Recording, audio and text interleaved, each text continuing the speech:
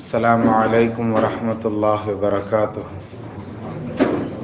نحمده ونصلي على رسوله الكريم، أما بعد فقد قال الله تعالى في القرآن العظيم والفرقان المجيد: أعوذ بالله من الشيطان الرجيم بفضل بسم الله الرحمن الرحيم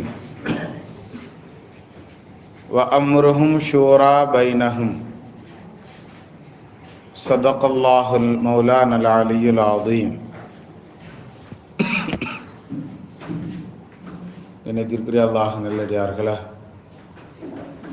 25வது ஜுஸு இன்றோடு முடிந்தது. அல்லாஹ் தஆலா முக்கம்மலாக ஓதி கேட்கக்கூடிய பாக்கியத்தை நம் அனைவர்களுக்கும் கபூல் செய்வானாக. கண்ணியமானவர்களே, இன்று ஒற்றைப்படை இரவுகளில் ஒரு இரவு, முதலாவது இரவு இது. இந்த ஒற்றைப்படை இரவு அப்படின்னு சொன்னாலே லைலத்துல் கத்ரை தேடுறது அப்படிங்கிறது நாமெல்லாம் அறிந்த செய்தி. அல்லாஹ் தஆலா அந்த லைலத்துல் கத்ரையும் அடைந்து கொண்டவர்களாக நம்மை பொருந்தி கொள்வானாக. ஆமீன். இன்னைக்கு நாம் ஓதுன வசனங்களினுடைய ஒரு வசனத்தினுடைய ஒரு சிறு பகுதி இது. வஅம்ருஹும் ஷூரா பைனஹும், அல்லாஹ் சொல்லக்கூடிய வார்த்தை.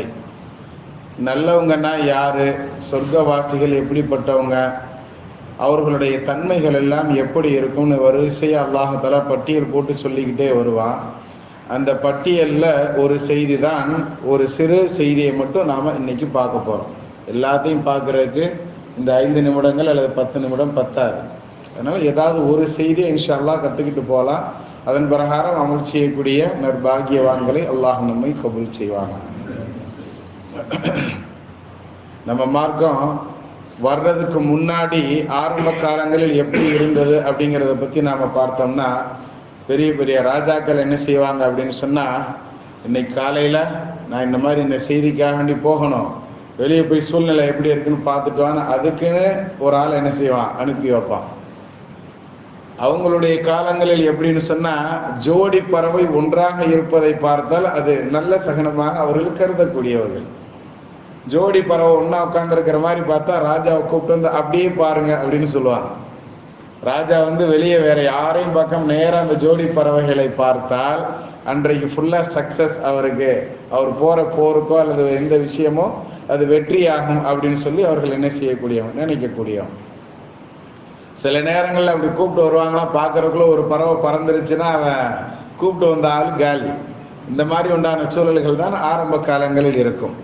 ஆனா நம்ம மார்க்கம் எல்லாத்துக்கும் ரொம்ப அருமையாக வழிகாட்டக்கூடிய மார்க்கம். தீனுல் இஸ்லாம் வருவதற்கு முன்னாடியே சில காலங்கள், அதான் நம்ம நபி ஸல்லல்லாஹு அலைஹி வஸல்லம் வர்றதுக்கு முன்னாடி இருந்த நபிமார்களுடைய காலங்களில் இருந்த செய்திகள் எல்லாம் எப்படி அப்படிங்கிறது கூட நம்ம மார்க்கம் என்ன செய்து, சிரமமான சிக்கலான காலங்களில் கூட எப்படி நாம நடந்துக்கிடணும் அப்படிங்கிறத நம்ம மார்க்கம் நமக்கு சொல்லி தரும். அதுல ஒன்று இஸ்திஷாரா அப்படின்னு சொல்லுவாங்க, இன்னொன்று இஸ்திஹாரா அப்படின்னு சொல்லுவாங்க. இந்த 2 விஷயங்கள் உண்டு. இஸ்திஹாரா அப்படின்னு சொன்னா அல்லாஹ்விடத்துல ஹைரை தேடுவது அப்படின்னு அர்த்தம். இஸ்திஹாரானா இறைவனிடத்துல நலவை தேடுதல் அப்படின்னு அர்த்தம். நம்ம எந்த ஒரு செயலை செய்வதாக இருந்தாலும் அல்லாஹ்விடத்துல ஒரு 2 ரக்காத் தொழுதுட்டு, நபி ஸல்லல்லாஹு அலைஹி வஸல்லம் இந்த பழக்கம் நிறைய இருந்திருக்கு அப்படிங்கிறத நம்ம பார்க்க முடியும். சஹாபாக்கள் இப்படி எனக்கு நபி சொல்லி கொடுத்துருக்குறாங்க அப்படிங்கிற செய்தியும் நிறைய தோழர்கள் சொல்றாங்க. 2 ரக்காத் தொழுதுட்டு உனக்கு தேவையானது இப்படி கேளு, யா ரப்பு, எனக்கு இந்த விஷயத்துல எந்த ஞானமும் கிடையாது, நீ தான் எல்லாம் இந்த விஷயத்துல அறிந்தவன், எனக்கு இதுல நல்ல வழியை காட்டு, எனக்கு மனசு ரொம்ப கஷ்டத்துல இருக்கு, இதை எதை தேர்ந்தெடுக்கிறதுங்கிற குழப்பத்துல இருக்கு, எது நல்லதோ என்னுடைய வாழ்க்கைக்கு, இந்த துனியாக்கும் ஆகிரத்துக்கும் எது நல்லதோ அதை கொடு அப்படின்னு முதல்ல அல்லாஹ்கிட்ட, படைத்த ரப்பிட்ட கேட்கணும். குழப்பமான நேரத்துல எதை தேர்ந்தெடுக்கிறதுங்கிற குழப்பம் இருந்துச்சுன்னா இந்த மாதிரி அல்லாஹ்விடத்துல நலவை கேட்கணும் அப்படின்னு ஃபர்ஸ்ட் படைத்த ரப்ப நாம சாரணுங்கிறத நமக்கு நபி ஸல்லல்லாஹு அலைஹி வஸல்லம் வழி காட்டுறாங்க. ரெண்டாவது செய்தியை நமக்கு இந்த ஆயத்துல அல்லாஹ் தஆலா சொல்லி தர்றான், அம்ருஹும் ஷூரா பைனஹும். எது சம்பந்தமாக தேர்ந்தெடுக்கணும், எந்த சம்பந்தமான விஷயம் அப்படிங்கிறத நாம அது சம்பந்தப்பட்ட ஆட்கள்கிட்ட ஆலோசனை செஞ்சுக்கிறது ரொம்ப பெஸ்ட்ங்கிறத அல்லாஹ் சொல்லி தருகிறான். நல்லவர்கள் அம்ருஹும் அவர்களுடைய காரியங்கள் எல்லாம் ஷூரா பைனஹும் அவர்களோடு இருப்பவர்களிடத்துல ஆலோசனையோடு இருக்கும். அதுதான் நல்லவர்களுடைய பழக்கம் அப்படிங்கிறத அல்லாஹ் சொல்லி தருகிறான். அல்லாஹ் தஆலா எல்லா விஷயத்தையும் தான் நினைச்சா செய்யக்கூடியவன், அப்படித்தானே? ஆனா இருந்தாலும் மலக்குமார்களிடத்துல ஒரு ஒப்பீனியன் கேட்கிறான். எப்படி கேட்கிறான்? நான் மனிதன் அப்படிங்கிற ஒரு இனத்தை படைக்க போறேன், என்னுடைய பிரதிநிதியாக ஹலீஃபாவாக இந்த உலகத்துல நான் மனிதனை படைக்க போறேன் அப்படின்னு மலக்குமார்கள்ட்ட அல்லாஹ் தஆலா ஒப்பீனியன் கேட்கிறான். மலக்குமார்கள் சொன்ன விஷயமும் சூரா பக்கரால ஆரம்பத்திலேயே வரும். எப்படி வரும்? நாங்க தான் உன்னைய தஸ்பீஹ் செய்யறோமே, நாங்க தான் உன்னைய தஹ்லீல் பண்றோமே, நாங்க தான் உன்னைய எல்லா விதத்திலையும் நாங்க எல்லா இபாதத்துகளையும் செய்யறோமே, இது பத்தலையா ரப்பே? உலகத்துல எப்படி ஜின்னு அப்படின்னு ஒரு இனத்தை ஏற்படுத்தி அவங்க வெட்டிக்கிட்டு குத்திக்கிட்டு செத்தாங்களோ, உலகத்துல ரத்தத்தை ஓட்டுனாங்களோ, அது மாதிரி ஒரு இனமாக நீ மனிதனையும் படைக்க போறியா அப்படின்னு மலக்குமார்கள் கேட்ட செய்தி குர்ஆன் ஷரீஃப்ல அல்லாஹ் தஆலா என்ன செய்யறான்? பதிய வைக்கிறான். அப்ப அல்லாஹ் நினைச்சா எல்லாத்தையுமே செய்யக்கூடியவன் தான். இருந்தும் ஏன் மலக்குமார்கள்ட்ட ஒரு ஒப்பீனியன் கேட்கிறான் அப்படின்னா அது நமக்கு கத்துக் கொடுக்கக்கூடிய பாடம். அல்லாஹ்வாகவே இருந்தாலும் எந்த செயலை செய்யறதுக்கு முன்னாடியும் ஒரு ஒப்பீனியன் கேட்கக்கூடிய பழக்கம் இருக்குது. அந்த பழக்கத்தை மக்களே நீங்க அது சம்பந்தப்பட்ட ஆட்கள்கிட்ட நீங்க என்ன செய்யுங்க, ஆலோசனை செஞ்சுக்கோங்கிறத அல்லாஹ் தஆலா நம்மளுக்கு கத்துக் கொடுக்கும் முகமாகத்தான் இந்த நிலவரம் இருக்கு. சரியா? ரெண்டாவது விஷயத்துக்கு நாம வருவோம். நபி ஸல்லல்லாஹு அலைஹி வஸல்லம் அவர்கள் நேரடியாக அல்லாஹ்வோடு தொடர்பு இருக்கிறவங்க, அப்படித்தானே? மூசா அலைஹிஸ்ஸலாம் எதா இருந்தாலும் அல்லாஹ்ட்ட நேரடியா பேசுவாங்க அப்படின்னு இருக்கு. நம்ம நாயகம் ஸல்லல்லாஹு அலைஹி வஸல்லம் எந்த விஷயமாக இருந்தாலும் அல்லாஹ்ட்ட இருந்து தகவல் வருதா, வஹி வருதா அப்படிங்கிறத என்ன செய்வாங்க, எதிர்பார்ப்பாங்க, அப்படித்தானே? எது ஒரு சின்ன சூழல் இருந்தாலும் உடனே அல்லாஹ்விடமிருந்து தகவல் வரும். அந்த தகவலை நமக்கு என்ன செய்வாங்க, சொல்லுவாங்க. ஆனால் அப்படிப்பட்ட அல்லாஹ்வோடு தொடர்புல இருக்கக்கூடிய முஹம்மது நபி ஸல்லல்லாஹு அலைஹி வஸல்லம் அவர்கள் கூட எந்த ஒரு விஷயமாக இருந்தாலும் தங்களுடைய தோழர்களோட ஆலோசனை பண்ணுவாங்க. பத்ரு போர்ல ஆலோசனை பண்ணினாங்க. பத்ரு போர்ல ஆலோசனை பண்ணும் போது மதீனாவினுடைய தலைவர்களாக இருந்த தலைவர்களில் ஒருவராக இருந்த சஅத் ரலியல்லாஹு தஆலா அவங்க என்ன செஞ்சாங்க, எழுந்து நின்று பேசினாங்க. அல்லாஹ்வுடைய தூதரே, நீங்க எதை எதிர்பார்க்கறீங்கன்னு எங்களுக்கு தெரியல.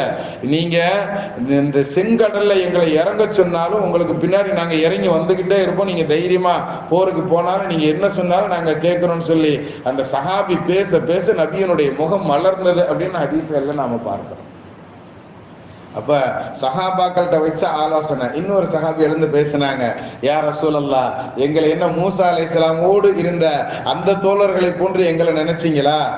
நாங்க இங்க உட்கார்ந்துக்கிறோம், அந்த ரப்பு நீயும் ரப்பும் போய் நீங்க சண்டை போடுங்க, நாங்க இங்க உட்கார்ந்து வேடிக்கை பார்க்கிறோம்னு சொன்னாங்களே, அப்படிப்பட்ட தோழர்கள் எங்களை நினைச்சீங்களா? நாங்க நீங்க என்ன சொன்னாலும் கேட்போம்னு சொல்லி சஹாபாக்கள் என்ன செஞ்சாங்க, அந்த பத்ர் யுத்தத்துல கூட நின்னாங்க. இதே மாதிரி எல்லா யுத்தத்தினுடைய நேரத்திலையும் நபி ஸல்லல்லாஹு அலைஹி வஸல்லம் ஆலோசனை செஞ்சிருக்கிறாங்க. சும்மா ஒரு யுத்தம் ரெண்டு யுத்தம் எல்லாம் கிடையாது. ஹந்தக் அப்படிங்கக்கூடிய யுத்தம் எல்லா சஹாபாக்களையும் உட்கார வச்சு நபியவர்கள் ஆலோசனை கேட்கும்போது ஒவ்வொரு சஹாபாக்கள் ஒவ்வொரு விஷயத்த சொல்றாங்க. அதுல சல்மான் அப்படிங்கக்கூடிய சஹாபி ரலியல்லாஹு தஆலா அன்ஹு சொன்னாங்க, யா ரசூலல்லாஹ், நம்மளுடைய ஊருக்கு 3 புறமும் சுத்தி என்ன இருக்கு, மலைகள் இருக்கு.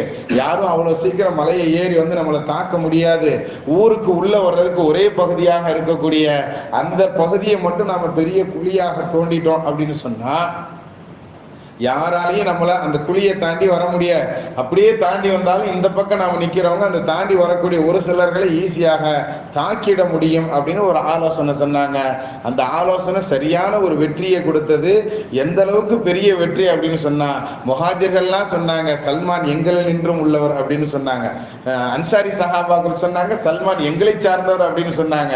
2 பேருக்கும் இல்லப்பா, சல்மான் என்னுடைய அகல பைத்து, என்னுடைய குடும்பத்தை சார்ந்தவர் நபி ஸல்லல்லாஹு அலைஹி வஸல்லம் அவர்கள் போற்றும் அளவிற்கு ஒரே ஒரு சிறு ஆலோசனை அந்த சஹாபியை எவ்வளவு பெரிய உயரத்துக்கு கொண்டு போய் வச்சிருக்கு அப்படிங்கிறத நாம் வரலாறுகள்ல பார்க்க முடியும் கண்ணியத்திற்குரியவர்களை. ஆக இது மாதிரி நிறைய இடங்களில் நபி ஸல்லல்லாஹு அலைஹி வஸல்லம் அவர்கள் வஹியோடு அல்லாஹ்வோடு தொடர்புல இருந்தாலும் கூட தங்களுடைய தோழர்களோடு எல்லா விதங்களிலும் எல்லா விஷயங்களிலும் ஆலோசனை செய்திருக்கிறார்கள் அப்படிங்கிறத நாம பார்க்க முடியும். அது மாதிரி நம்மளுடைய குடும்ப விஷயமாக இருந்தாலும் சரி, அல்லது பள்ளிகள் சம்பந்தப்பட்ட விஷயங்களாக இருந்தாலும் சரி, அல்லது நாம் பணி செய்யக்கூடிய இடங்களினுடைய விஷயங்களாக இருந்தாலும் அது சம்பந்தப்பட்ட ஆட்களிடத்துல நல்ல முறையில் நாம் ஆலோசனை கேட்பது அப்படிங்கிறது இது நல்லவர்களுடைய பண்பு அப்படிங்கிறத நமக்கு இந்த ஆயத்து நமக்கு இன்றைய பாடமாக சொல்லி தருகிறது. அப்படிப்பட்ட பாடத்தை ஏற்று நடக்கக்கூடியனர் பாக்கியவான்களாக அல்லாஹ் நம்மை கபூல் செய்வானாக. பிஹக்கி சய்யிதின்னா வ ஆலி சய்யிதின்னா முஹம்மதின் ஸல்லல்லாஹு அலைஹி வஸல்லம்.